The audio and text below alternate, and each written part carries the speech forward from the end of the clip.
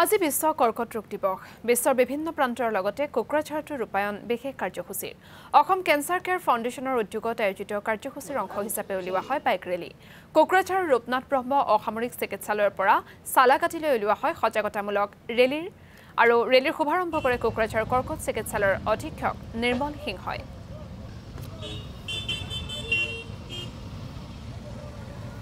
So 4th February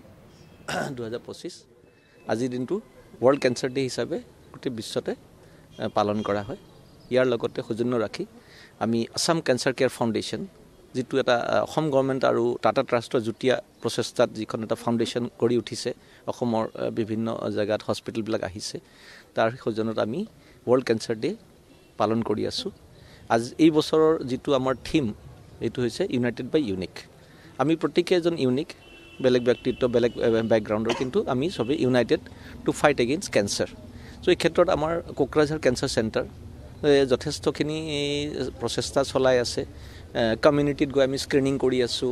পাব্লিকক awareness দি আছো on health care cancer prevention cancer protect কৰা ট্ৰিটমেন্টৰ ক্ষেত্ৰত আমাৰ কি সুবিধা আছে এই দিশে আমি আৰু কাম কৰি যাম আৰু ভৱিষ্যতলৈ আমাৰ আমি আৰু ভালকৈ পাৰিম